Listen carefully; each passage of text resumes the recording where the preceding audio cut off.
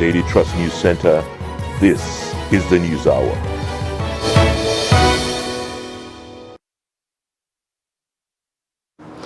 On News Hour tonight, President Buhari chairs last cabinet meeting, seeks Senate approval to pay over 500 billion judgment debt. CBN raises interest rate to 18.5% and Nigeria's GDP shrinks. Nasarawa State intending pilgrims involved in accident cleared to travel to Saudi Arabia. And on the foreign scene, Namibia declares outbreak of Crimean Congo fever after patient death. Hello and welcome to Trust TV News Hour. I am Sumaya Abubakar. Now the news in full. President Muhammadu Buhari has urged outgoing ministers to give support to the incoming president, Bola Ahmed Tinubu, even from outside the government. He spoke on Wednesday at State House Abuja as he participated in a valedictory session of the Federal Executive Council meeting. It is the first valedictory session of the cabinet since 1999, which was held behind closed doors. Kainde Amodu reports. The ministers bidding farewell to government are in three batches: those that came on board in 2015, those who came on in 2019, and the last batch that joined government 9 months ago. President Buhari is appreciating the ministers for working closely together, despite many odds and challenges, and sustaining the synergy that translated into many achievements. He's appealing to ministers to understand that despite differences on many issues, positions adopted were for the collective good. Strength and wisdom to follow the affairs of this nation. I am so happy that try and many did to blow us off course. You all remain steadfast to the goals we set for ourselves. You buried all efforts to break our collective resolve and remain true to our stated objective. I say thank you all. Beside it being the valedictory session of the cabinet, the president directed ministers to tidy up their work and avoid last-minute rush that could compromise the good deeds they have done over the years.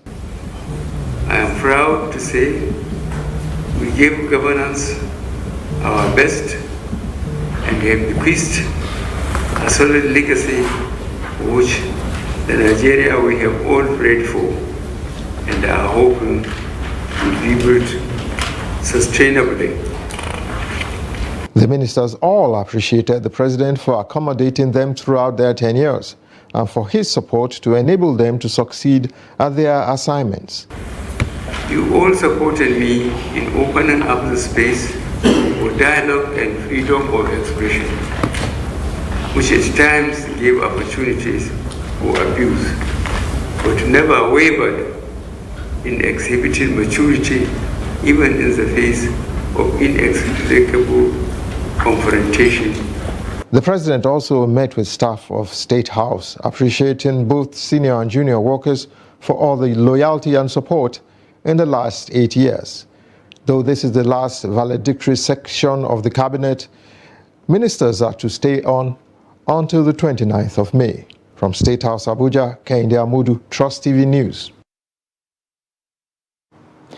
Meanwhile, President Muhammadu Buhari has asked the Senate to approve a request to pay the judgment debt in the sum of $566.7 million, 98.5 million euros, and another 226 billion naira. Report says that the monies were owed by the federal government through the issuance of promissory notes. Buhari's letter of request was read at plenary by Senate President Ahmed Lawan on Wednesday. The Attorney General of the Federation and Minister of Justice, Abubakar Malami San, revealed that Buhari's regime had secured a conviction in 397 terrorism cases, while 7,000 crime and anti-corruption cases had been successfully prosecuted by the government in 8 years. According to the AGF, the secured conviction was out of 3,000 terrorism profiled charges, of which 1,500 were filed. Nigeria's Central Bank's Monetary Policy Committee has resolved to moderately hike the monetary policy rate by 50 basis points from 18% to 18.5%. The hike was announced on Wednesday by the CBN Governor, Godwin Emefiele. Trust TV's correspondent reports that the decision to tighten the MPR for the 7th consecutive time is to help tame aggressive inflation in Nigeria. The report. Since May of 2022, Nigeria's Monetary Policy Committee has increased the monetary policy rate in order to decelerate Nigeria's high inflation. However, despite a moderation of 800 basis points in the NPR, Nigeria's inflation rate, which currently sits at 22.22%, seems to have defied the attempts by the MPC. The MPC voted 1, raise the NPR to 18.5%, 2, retain the asymmetric corridor of plus 100 and minus 700 basis points around the NPR, and 3, retain the CRR at 2.5%, and 4, retain the liquidity ratio at 30%. How can we convince Nigerians that since May last year, we have been raising rates somewhat aggressively, but yet inflation continues to go up?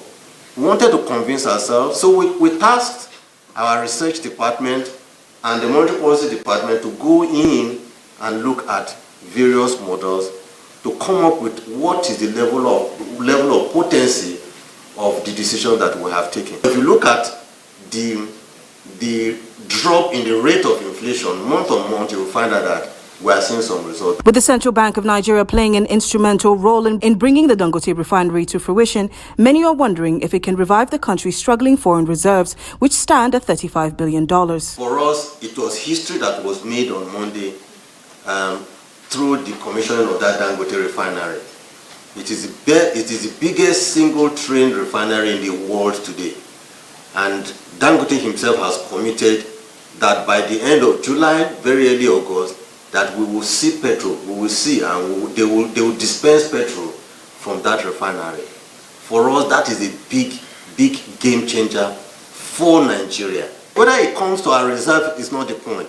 It is the fact that the dollar is available that will be sold into the market so that customers of banks who need to import do not necessarily have to be resorting to CBN for dollars. Emefiele also touched on the issue of subsidy, insisting that Nigeria must exit the regime. We've reached a point, whether we like it or not, that we must exit subsidy.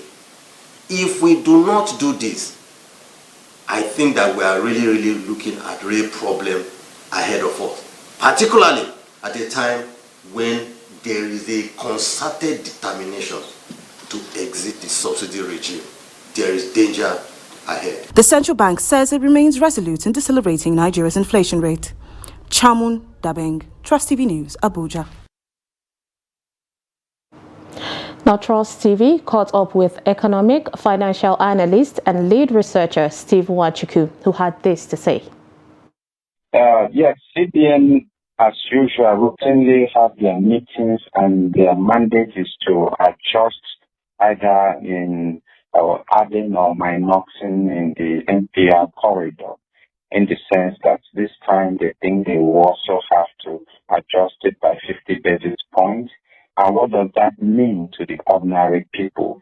It means that the cost of finance will go up by 50 basis points. It means that manufacturers, businessmen will start receiving letters from their creditors or from their commercial banks that the interest rate on their existing loans have increased by this same starting of 50% to 100%, depending on the commercial bank return. So this is what it actually means to the ordinary Nigeria, that the interest rate has been hiked, and that means that the cost of finance has also gone up. Yes, CBN thinks that they are trying to cut inflation rate that have risen to about 22.2% or 22.22%, and they think that the best way to caution or to reduce the height of the rate of increase in our inflation rate is to raise or tighten the MPR policy so that you have a tighter financial control, whereby the flow of cash or flow of money within the system will reduce, thinking that that is what is really driving this inflation rate. The way forward is for the ethical policy methods to complement what CBN is trying to tackle. The way forward is to have the right leadership and the right people in the ministries and parastatal additional good policies to complement what CBN is trying to do. Clear policies on our oil and gas. Make sure there is a supply of electricity or energy to the system. This will reduce the cost of production in the sense that most people are generating electricity that they are using in the run of their businesses, raising the cost of doing business, and also making available the expected proceeds from the sales of crude to Nigerians. The Nigerian Senate is seeking compensation for victims of EndSARS protests, which swept through major parts of the country in 2020. At Wednesday's plenary, the lawmaker representing Cross River South, Gershom Bassey, led the debate in the bill titled Bill to Amend the National Emergency Management Act to provide for the establishment of EndSARS Victims Compensation Fund. He believes the bill will make provision for the establishment of EndSARS funds and also bring hope for the EndSARS protesters. The bill was then referred to the Committee on Special Duties for further legislative actions. The committee is expected to report back in 1 week. The findings of such judicial panels of inquiry and the committees set up by the Senate on EndSARS reveal that the killings of protesters, destruction of private and public property by rampaging hoodlums who seized and took over the protest, vandalizing and looting valuable assets. The implementation of the recommendations of all the panels and committees regarding compensation has been very discouraging. The victims have been left to continually groan under the pain of injury inflicted by hoodlums during the EndSARS protests. Distinguished colleagues, this amendment, therefore, is to make provision for the establishment of the EndSARS Victims Compensation Fund. We know that this is what happened in all the states, and the different states are treating it in different ways. But he is actually seeking for holistic and national way of ensuring that the victims get justice. So I don't see why we should waste time in ensuring that we pass this to ensure that the victims of EndSARS get justice. Those in favor that this will be now read the second time, say aye. Those against, say nay. Clerk of the Senate. Amidst concerns over reported cases of police brutality in different parts of the country, the Assistant Inspector General of Police in charge of Zone 12, Alabi Sylvester Abiodun, has warned officers against abusing human rights. AIG Abiodun gave the warning while interacting with officers of Gombe State Police Command after assuming duty as AIG in charge of Zone 12, which comprises Gombe and Bauchi states. From Gombe, Ibrahim Ismail reports. This is one among many videos of alleged police brutality that are widely shared across social media platforms in Nigeria. This particular piece shows a group of police officers allegedly brutalizing a bikeman in Lagos, a situation that caused heated public debate among Nigerians. But the police swiftly reacted and vowed to sanction officers involved in the act. The Lagos Commissioner of Police later apologized to the victim. In an interactive session at the headquarters of the Gombe State Police Command, the AIG Zone 12 raised concern over human rights violation by some officers. It's about violation of human rights, which has given us a lot of negative publicity. The people we are violating their rights are the people we need to really do our job effectively and efficiently. Let us desist from violating human rights. It doesn't go well for us at all. It's one of the areas that we really need to address our minds to. Anything we are doing, let us do it with the ambit and the purview of the law, so that we don't run foul of the law. And that way reduce a lot of litigation, civil suits. Some of us are, necessarily incurring without any justifiable cause. This area will bridge the gap between us and the public. It will make us make them to have confidence in us, to make them to have trust in us. When they see us as servants, serving them, not as brutes, not as oppressors, that always like to violate their rights. The Gombe State Commissioner of Police, who is worried by the high rate of youth involvement in crime, said the command will remain resolute in tackling crime in the northeastern state. Permit me to state that appraisal of crime situation in the state, especially in the metropolis, indicates that as a speaker of organized states and areas, youth, the surge of youth involvement in crimes, unhealthy peer group, rivalry, resulting into street fights, occasional bodily injuries, etc. What we have had today has propelled and motivate our collective desire to serve within the ambit of Section 4 and 5 of the Nigerian Police Act 2020, which anchored on a roadmap, democratic policing, human rights compliance, and citizenship policing approach. With AIG Alabi Sylvester Abiodun, who served as police commissioner in Lagos, just assuming as Assistant Inspector General of Police in charge of Zone 12 after his promotion. The biggest task ahead of him is to ensure adequate protection of lives and property in Gombe and Bauchi states, while supervising police commissioners in the two states. Ibrahim Ismail, Trust TV News, Gombe. Mobile phone snatching and other related criminal activities are fast becoming a disturbing security threat in Kano State, northwest Nigeria. On a daily basis, incidences of phone robbery are reported in many parts of the state. Trust TV's correspondent Idris Jibrin reports that residents are now resorting to self-help and to deal with the menace. The report. This tricycle was set on fire along Rescourse Road in Kano metropolis by some angry youth, after suspecting the occupant of involving in phone snatching operation. 15 mobile phones were said to have been recovered inside the tricycle. With over 60,000 tricycles operating in Kano, phone snatchers often use this means of transportation to dispose people of their mobile phones and other valuable items. They normally lower the passenger into the passenger while already the robbers, the cell phone robbers are already seated. While you come, they utilize another weapon to snatch your mobile phone and push you on the So, obviously, something swift and urgent needs to be done in order to address the situation. And this press briefing is as a result of the police's immediate response to phone snatching. We have a total number of 18 incidences of mobile phone robbery. Out of that, we were able to arrest 52 suspects, and they are here with us. And we have recovered a total number of 71 cell phones, the mobile phone, with some being released to the rightful owners.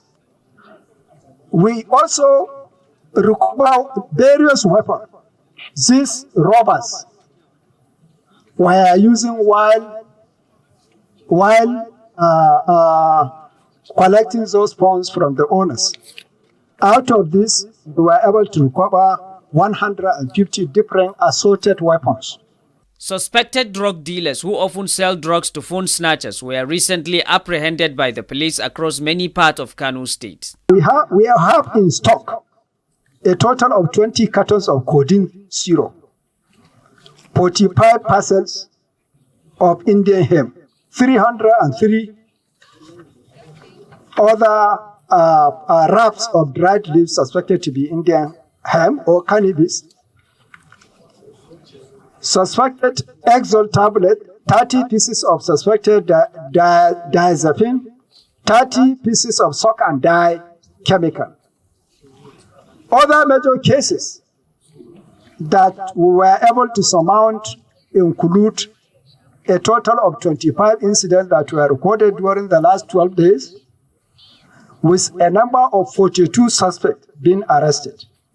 While incidences of phone snatching activities continues to escalate, police in Kano assured that henceforth there will be no hiding place for those involved in phone robbery and other criminal activities across the state. Idris Jibrin, Trust TV News, Kano. Owners of demolished properties in Kaduna have vowed to take legal actions over what they called an infringement of their rights by the Kaduna state government.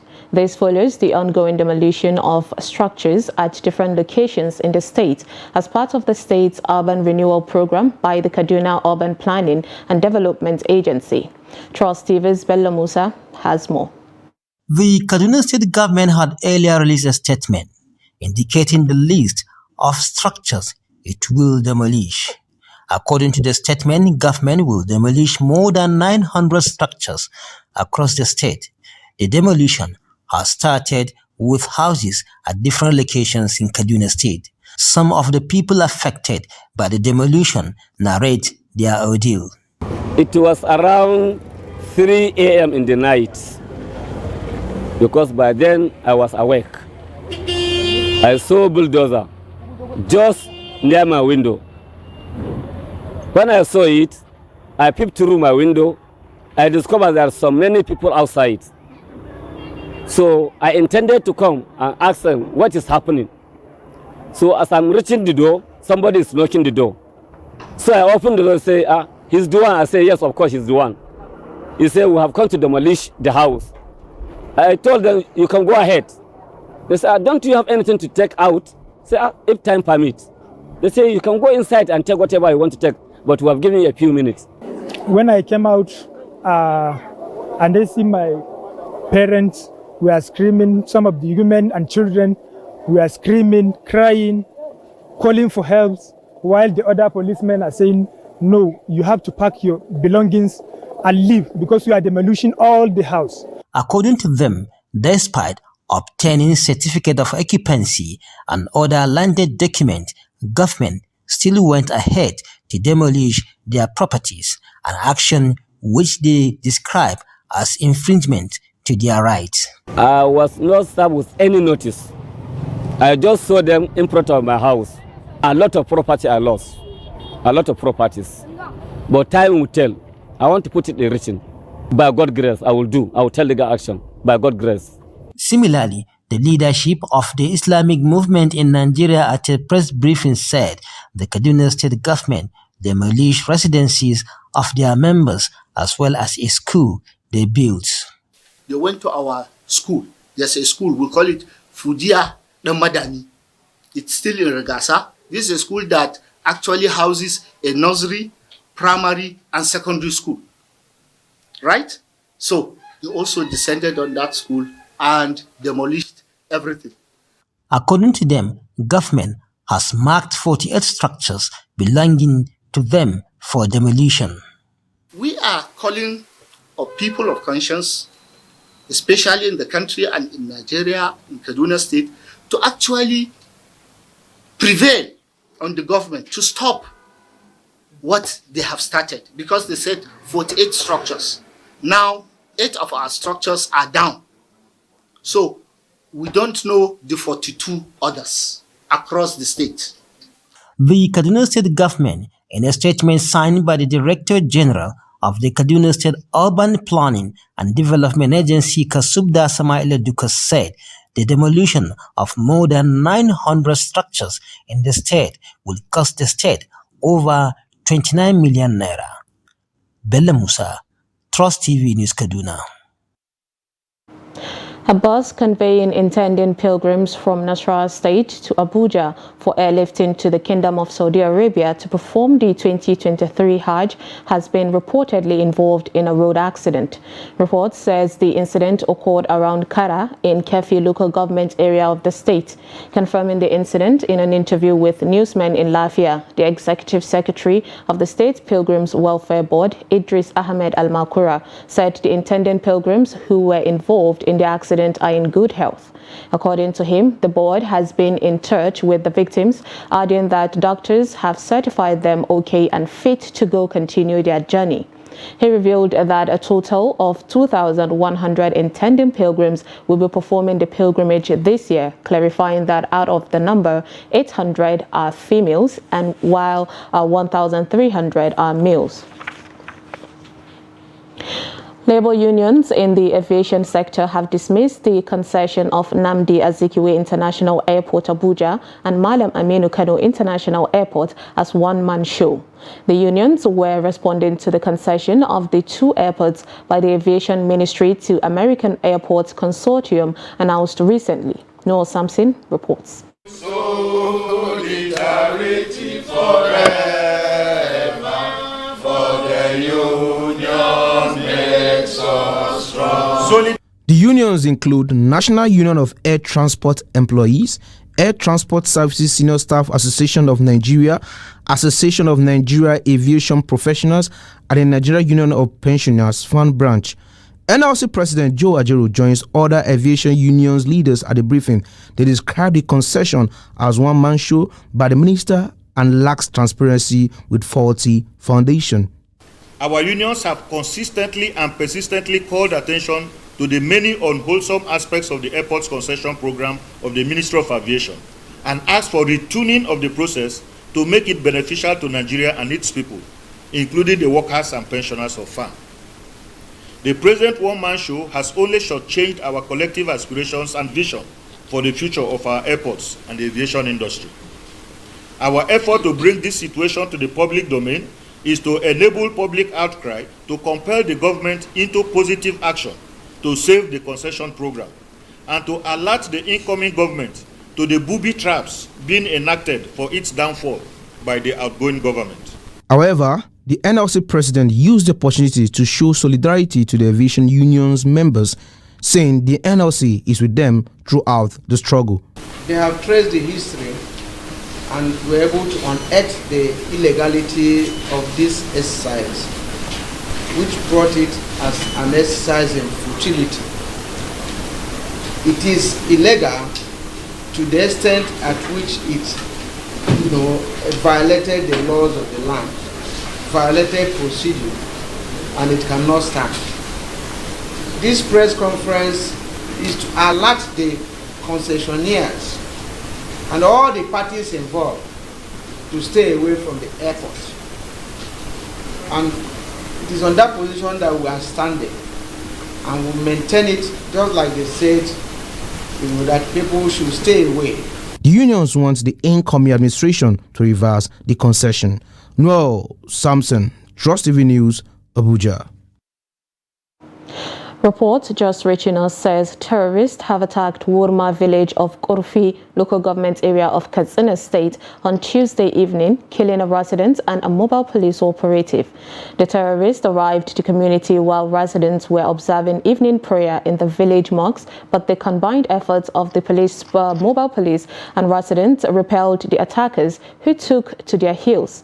The Korfi local council chairman Shehu Landadi, who hails from the village, said residents will continue to support security operatives in the fight against banditry in the area.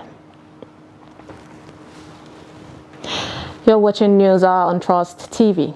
Coming up, we'll take a look at difficulties occasioned by gas stations shutdown. Details on this and more after the break. Stay with us.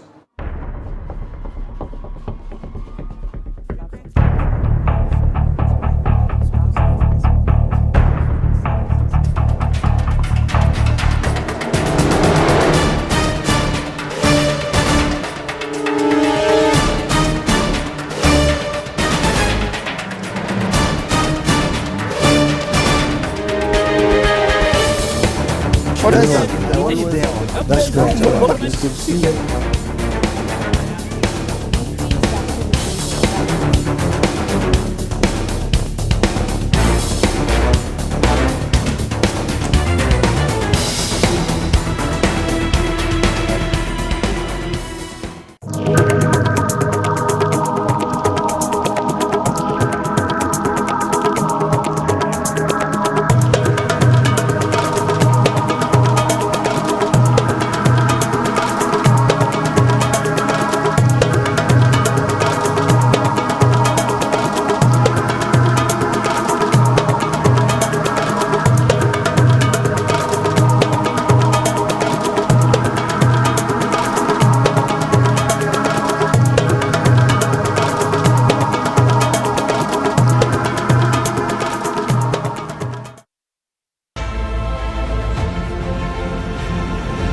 Now, as part of efforts to support Africa's goal of strengthening... Now, looking at the activity chart, as you can see right here, a total volume of 130... Created a Boko Haram crisis that at that time was restricted to Yobe. How secure are they? You can see security men with blood. This is the road leading up to the... Already, if you look at English squad, you are looking at EPL, you are looking at their names. You are not looking at...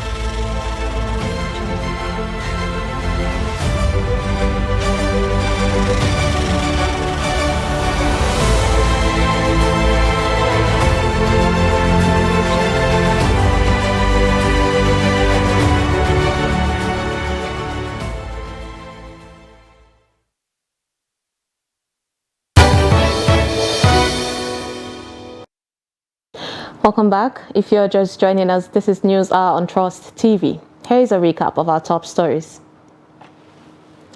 We brought you President Buhari chairs the last cabinet meeting, seeks Senate approval to pay over 500 billion judgment debt.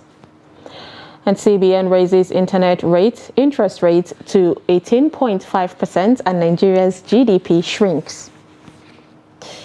Now moving on to more stories. The feud between the Speaker Femi Gbajabiamila and his deputy Ahmed Idris Wase over the former's endorsement of the APC's consensus candidates Tajuddin Abbas and Benjamin Kalu has deepened and taken another dimension. This became more glaring at plenary on Wednesday when the Speaker and deputy had hot exchanges over the content of Thursday's order. There has been an uneasy calm between the Speaker and his deputy since the endorsement of Tajuddin Abbas and Benjamin Kalu as Speaker of the 10th House. Now, Wase, who is a frontline aspirant, has been at loggerheads with Gbajabiamila over the endorsement. The Deputy Speaker was said to have shunned leadership meetings being held before plenary every day and has not been seen in the Speaker's procession of the chamber. Before this time, Wase and Gbajabiamila were seen as the best combination and his deputy in the last 3 years until the issue of speakership contest. Kwara State Governor Abdul Rahman Abdul Razak has emerged as the new chairman of the Nigeria Governors Forum. Abdul Razak emerged by consensus at the closed-door meeting of the governors, which was held in Abuja late Tuesday night. He succeeds the outgoing governor of Sokoto State, Aminu Tambuwal, who became the forum's chairman in 2022. The immediate past governor of Ekiti State, Kayode Fayemi, was the substantive chairman of the NGF until his second term in office came to an end in 2022, paving the way for Tambuwal, who was his deputy, to succeed him. The outgoing Kano State Governor, Dr. Abdullahi Ganduje, has presented the 2023 transition report to the Governor-elect Abba Kabir Yusuf. In a short meeting at the Kano Government House at Chamber Hall, Ganduje, who was represented by the Secretary to the State Government, Usman Alhaji Usman, reiterated his commitment ensuring a seamless transition on 29 May 2023. He urged the incoming administration to study the transition report and make feedback where necessary, as he appreciated the members of the outgoing Government Transition Committee for producing 3 volumes of the report that covers all sectors of the state. The Governor-elect, Abba Kabir Yusuf, represented by Chairman of NNPP Transition Committee, Dr. Abdullahi Bichi, said that his committee will report to the incoming governor and revert with any observations, if any. Governor Aminu Masari of Katsina State has commissioned some projects he described as legacy projects, few days to the end of his administration. Now, the project includes the first ever Katsina City flyover bridge and the headquarters of Katsina State Health Insurance Scheme. Abdullahi Yamadi completes the report.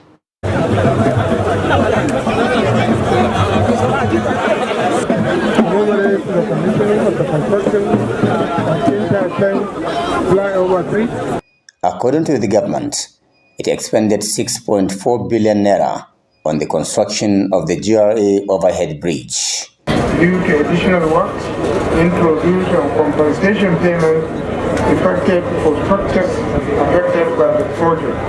The project was designed to ease traffic congestion in the area, thereby facilitating free movement of vehicles to their destinations. Governor Masari was also very clear about why the government is commissioning these projects and awarding others at this last hour. The dualization of Ofar-Guga road project just awarded by the Masari administration is one of them. As I mentioned at different forums, the state government has recorded great success in the construction of new roads, rehabilitation and upgrading of the existing ones. The present administration awarded 22 number new surface road projects with a total distance of 590 kilometers and the estimated total cost of 44 billion, 341 million, 201,337 naira 15 kobo. He said the projects were in fulfillment of his administration's pledge to ease the transportation difficulties residents of the Asian city were facing. On health insurance, Masari told Katsina residents that the scheme is aimed at assisting people, especially civil servants, to access health care delivery services with relative ease. The former governor of Katsina State, Ibrahim Shima, was among dignitaries who attended the occasion.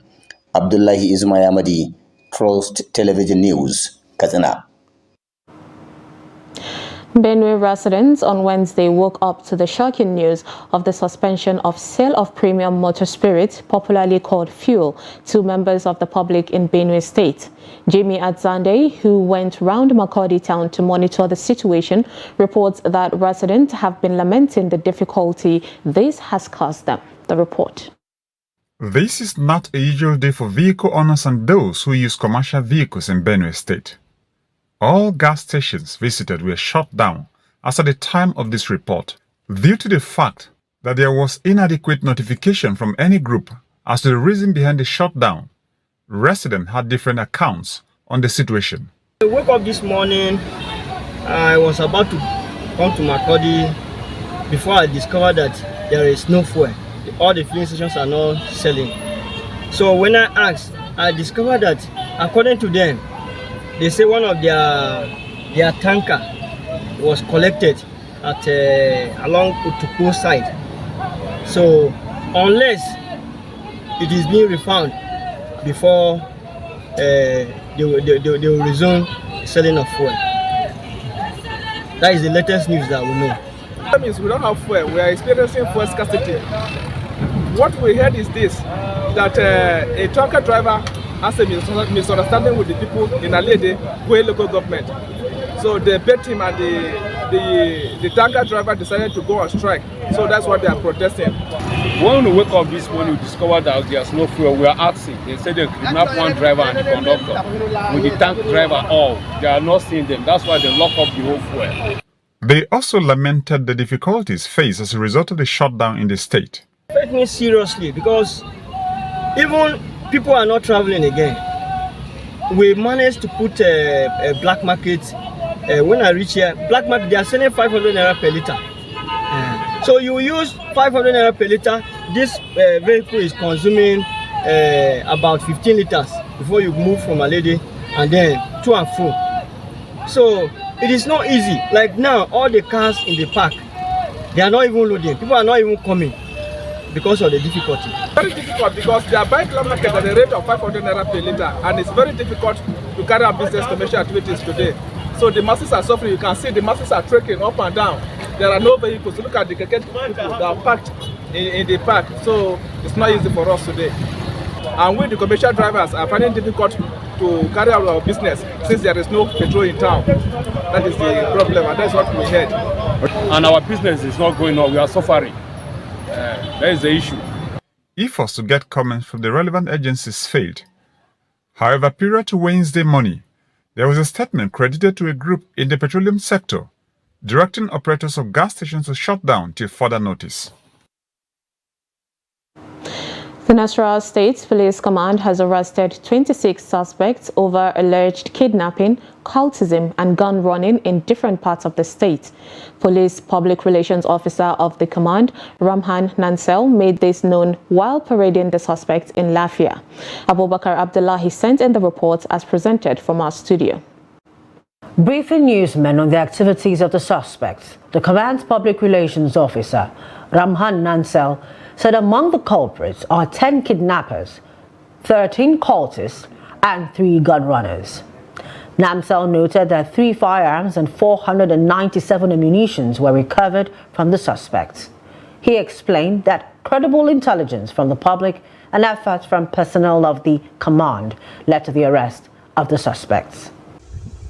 On the 30th of April, at about 1600 hours, while acting based on credible intelligence, mobile policemen attached to Away Division, while on stop and search at Agon 1,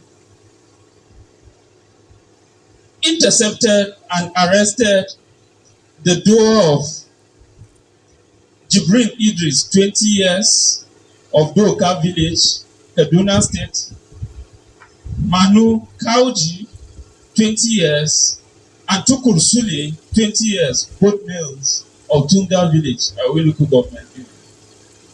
When a thorough search was conducted on them, 155 rounds of 7.62 by 39 mm live ammunition were recovered from the suspects as exhibit. The command's Public Relations Officer also said 2 victims of kidnapping were rescued at Ambaka village in Wamba local government area of the state, adding that their abductors were also arrested. A team of mobile policemen attached to Operation Restore Peace stormed a kidnappers' hideout located at Ambaka village of Foreign Rural Development Area, Wamba local government council of Nasarawa State. The police personnel rescued 2 kidnapped victims and arrested 5 suspected kidnappers. The PPRO maintained that the suspects will be charged to court as soon as investigations are completed, adding that the command would continue to remain resilient in fighting crime and criminality in the state. Some of the suspects admitted to committing the crimes they're accused of and pleaded for leniency. Nigerian Afrobeat singer Kuti on Wednesday appeared before Chief Magistrate Adeola Olatubosun at the Yaba Magistrates Court. Sheun, who is accused of assaulting a police officer at the 3rd Mainland Bridge in Lagos, appeared with his lawyer Femi Falana San. The report.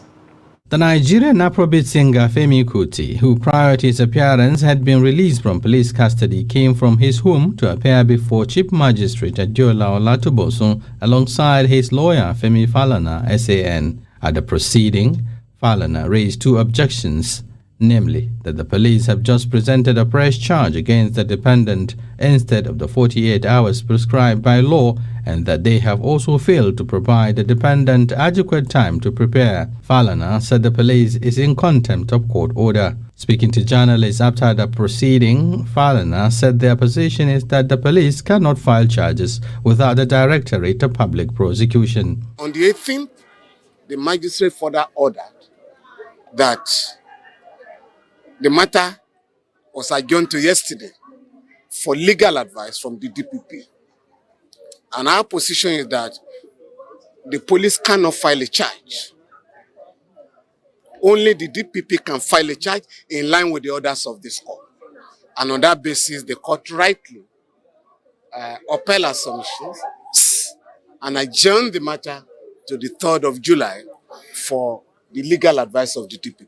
So we expect the police to send the file to the DPP for a review and possible prosecution. Blood samples from the defendant, Falana, stated that the order was given for medical examination. Our client was in court on the 18th. Our lawyers were in court on the 18th.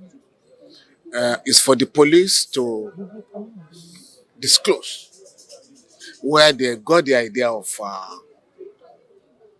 medical examination. But our client exercised his right under the Constitution by not subjecting himself to any form of medical examination.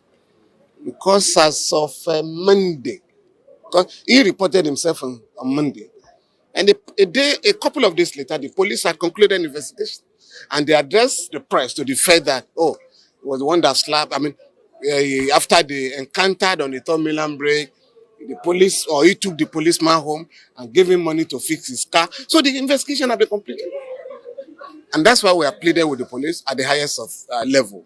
Send this file to the DPP so that Kuti can have his day in court. That's our position.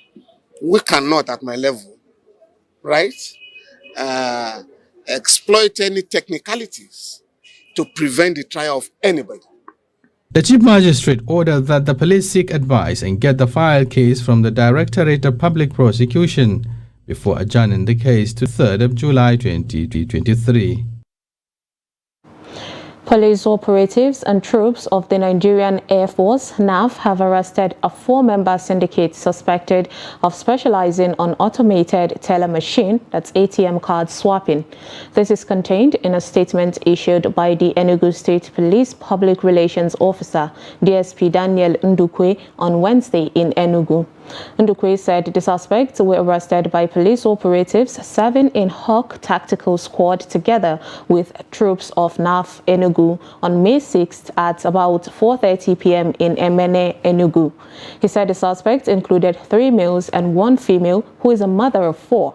According to him, the suspects were arrested while escaping to their hideout in Emene after they fraudulently stole the ATM card and personal identification number PIN of an unsuspecting 63-year-old male victim. He said the suspect, who confessed to crime, withdrew the sum of 495,000 naira from the victim's account on the pretext of helping him. 4 different bank ATM cards, including that of the victim, were recovered from them.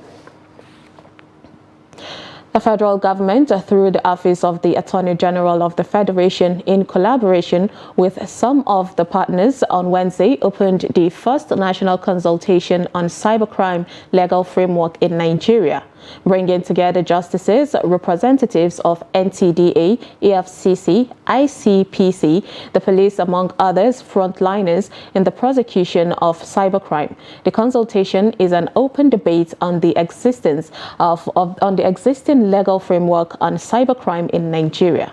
The report. With phishing and scams hitting 174% in Nigeria, the fight against cybercrime is no longer a matter of enacting laws alone, but also making sure violators are made to face justice. My name is Jamila Kagadi. The first national consultation on the cybercrime legal framework seeks to provide a platform for inclusive dialogue to harness the collective expertise of all key players in the sector. The challenges posed by cybercrime are ever evolving, and we must remain proactive in our approach to combating them. Our legislations must adapt to rapidly changing threat landscape, addressing emerging trends and technologies. Therefore, this consultation is not merely a formality, but a critical step towards strengthening our legal arsenal against cyber criminals.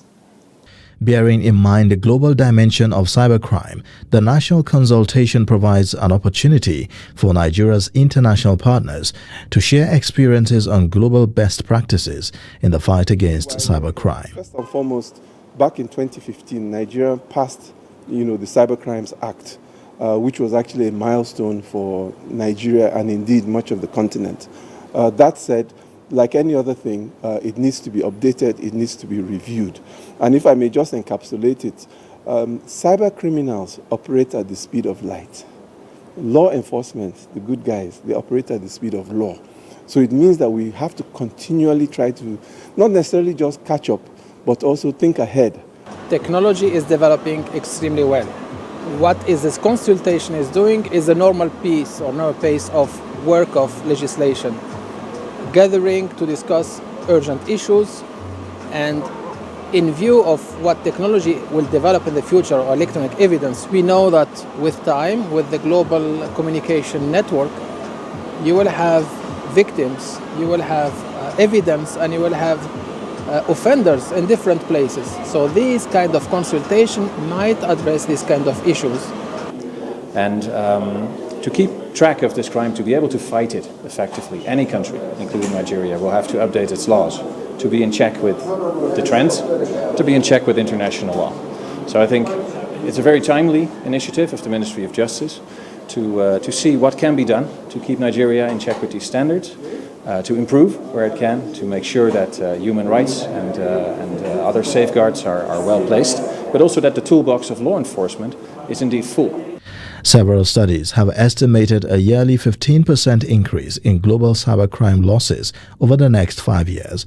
But with multiplicity of laws across regional and global boundaries, it is forums such as this that ensures Nigeria is not dealing with the threats of cybercrime in isolation. Ayuba Ilya, Trust TV News, Abuja. As part of efforts to promote transparency and public accountability in the government business, the Daily Trust Foundation has trained journalists on budget tracking and investigating expenditure. The training, which is for journalists in North Central, holds in Ilorin, the Kwara State capital, with 40 journalists participating. Take a look. Every year, government at both national and state make budget for projects to execute, an amount to be spent on personnel and overhead costs. Usually, budget presentations are covered and given wide publicity. But tracking the budgets to ensure that these projects are delivered as presented is usually lacking. It's against this backdrop that training of journalists become imperative. But however, from the perspective of an economist like I am, I would like you to know that the budget is much more than the headlines we read in newspapers. The budget, whether it's federal or state, determines the fate of the people, the direction of government, and its policies. According to him, politicians need to be made to give account of how public funds are being spent. But when you see states that are not performing, when the rules are not done, other infrastructure are not done, it's not that money are not voted. It's because there's high corruption in those states. So the challenge of this training is for journalists to go deeper than what we are doing. Do more investigation on the budget, track the budget, not just reporting the budget, because there's a difference between the two of them, and ensure that monies are found. The 40 journalists who cut across different media from across the North Central states believe that the training will afford them the opportunity to act as watchdogs and enhance their knowledge. So, but with this kind of training, it will give you the tool and how to, it will give you a kind of a procedure on how to understand the step-by-step nitty-gritty of tracking budget. Of course, by the time you understand this and you know the step to take, you know how to approach your investigative reporting. So I think this workshop will now be able to kind of empower us to track a budget, because budget tracking, I think that should be the major thing. It's not just about reporting it. Then again, you should be able to also track. In doing that, you're also doing your social responsibility to the entire community. Just like somebody said during the opening remarks that they use the knowledge that you gain about budget tracking to assist a particular community. Personally, I haven't done anything on budgets. This is my first training, and seeing that I'm a fact checker, I think that this training is very relevant to me and the work that I do. So going forward with all the knowledge I'm going to take from here, I should be able to do my work better. I should be able to track budgets better for maybe say investigative journalism or any other things that I need to verify going forward from this training. At the end of the 3-day budget tracking training, journalists in the North Central states are expected to be fully equipped to perform their constitutional roles of holding government to account. Now let's join Chiamaka Wafo for business news.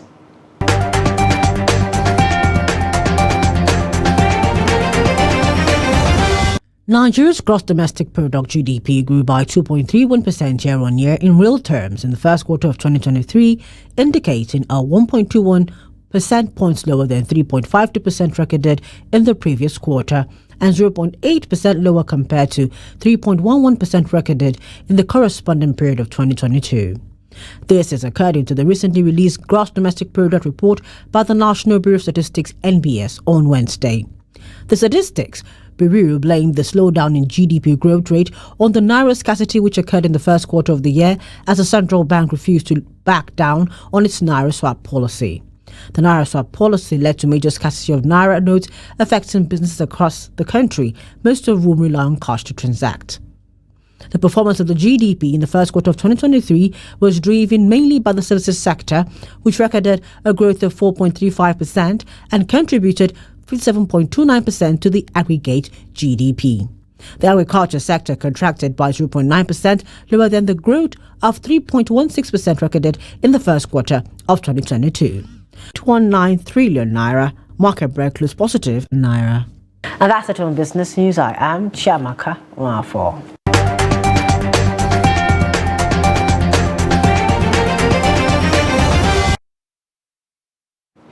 Thank you, Chiamaka, for that report. And now would head on to get news, the sport news, of course, from Adeni Ajishafe. Take a look.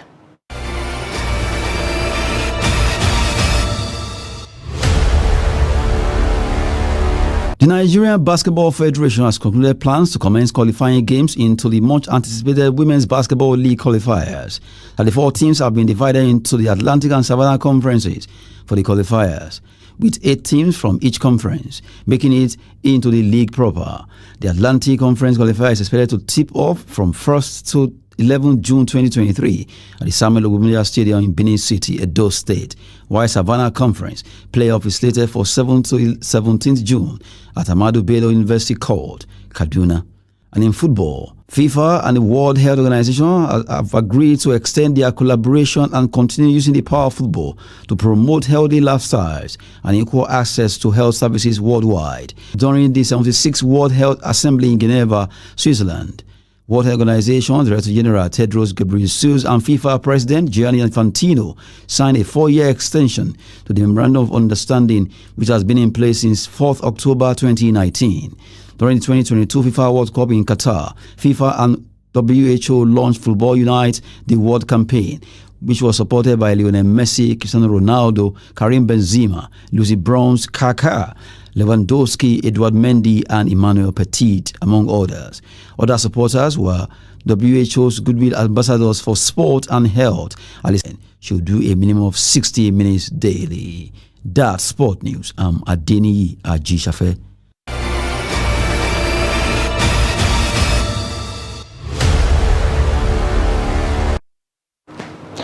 Thank you, Adeni Ajishafe, for that news. And now, lastly, from the foreign scene, Namibia has declared an outbreak of Crimean Congo hemorrhagic fever, CCHF, after one person died of the disease in the capital, Windhoek, the government said on Tuesday. The patient was suspected of having the virus when he was first treated at a clinic in the eastern city of the Gobabis on May 16th. He was later transferred to Windhoek Central Hospital, where he died on May 18th. And with that, we've come to the end of Trust TV News Hour. Do not forget to follow us across all our social media platforms. I am Sumaya Abubakar. Thanks for watching.